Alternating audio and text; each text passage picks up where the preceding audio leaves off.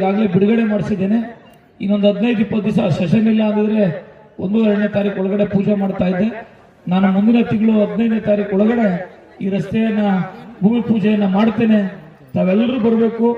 ಮುಂದಿನ ದಿನಗಳಲ್ಲಿ ಕೆಂಪನಹಳ್ಳಿ ಭಾಗಕ್ಕೆ ಸ್ವಲ್ಪ ಕೆಲಸ ಕಾರ್ಯಗಳು ಕಡಿಮೆ ಆಗಿದೆ ಅಂತ ನನ್ನ ಗಮನದಲ್ಲಿದೆ.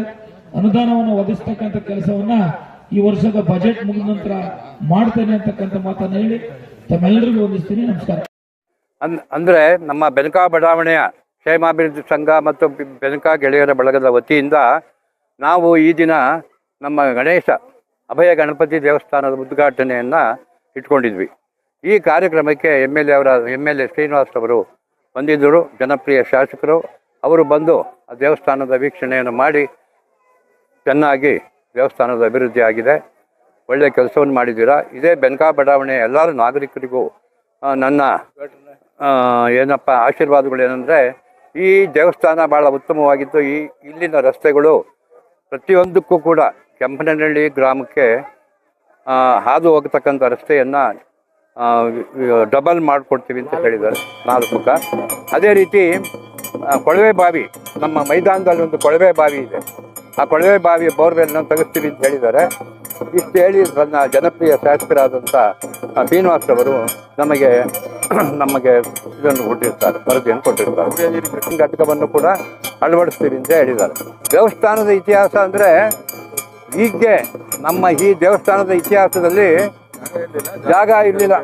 ಶ್ರೀಮಾನ್ ಶ್ರೀ ನರಹರಿಯವರು ಬೆನಕ ಡೆವಲಪರ್ಸ್ ಅವರು ನಮಗೆ ಈ ದೇವಸ್ಥಾನದ ಜಾಗವನ್ನು ಕೊಟ್ಟಿರುತ್ತಾರೆ. ಬೆನಕ ಬಡಾವಣೆಯ ದೇವಸ್ಥಾನಕ್ಕೋಸ್ಕರ ಜಾಗವನ್ನು ಕೊಟ್ಟಿರ್ತಾರೆ.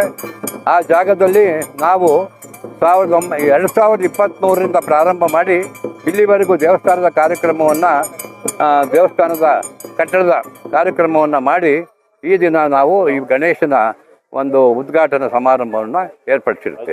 ಬಡಾವಣೆ ಕ್ಷೇಮಾಭಿವೃದ್ಧಿ ಸಂಘದ ಒಂದು ಸಂಕಲ್ಪ ಮಾಡಿದ್ವಿ. ಆ ಸಂಕಲ್ಪದ ಪ್ರಕಾರ 2019-20ರಲ್ಲಿ ಸಂಕಲ್ಪ ಮಾಡಿದ್ವಿ.